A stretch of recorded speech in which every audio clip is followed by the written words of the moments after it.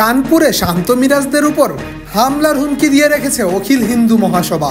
বাংলাদেশি প্লেয়ারদের উপর যেন কোনো ধরনের নিরাপত্তা ঝুঁকি না আসে, তাই বাড়তি সতর্ক কানপুর পুলিশ।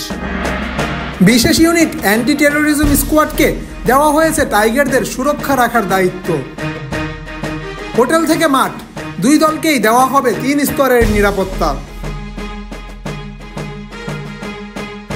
5 আগস্ট শেখ হাসিনা সরকারের পতনের পর হিন্দু সংখ্যালঘুদের উপর হামলা হয়।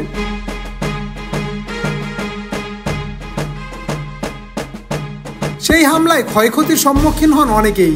তারই প্রতিবাদে ভারতে অবস্থানরত বাংলাদেশ দলের সিরিজ বাতিল করার তোড়জোড় চালাচ্ছে অখিল হিন্দু মহাসভা। এমনকি গ্রিন পার্ক স্টেডিয়ামে যাওয়ার রাস্তায় আগুন জ্বালিয়ে প্রতিবাদও করেন তারা।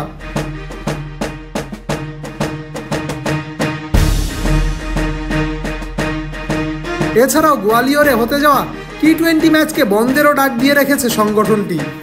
গোয়ালিয়রে প্রথম টি-20 ম্যাচ বাতিল না করলে কুপিয়ে পিচ নষ্ট করার হুমকি দেন অখিল হিন্দু মহাসভার সহসভাপতি জয়বীর বরদ্দাস।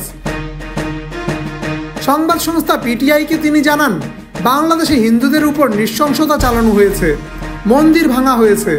এ কারণে হিন্দু মহাসভা সিদ্ধান্ত নিয়েছে গোয়ালিয়রে ভারত বাংলাদেশ ম্যাচে প্রতিবাদ করার। বিসিসিআই বস ফারুক আহমেদও এমন হুমকির ফলে নিরাপত্তা ব্যবস্থা নিয়ে কথা বলেন বিসিসিআই সেক্রেটারি জয় শাহের সাথে।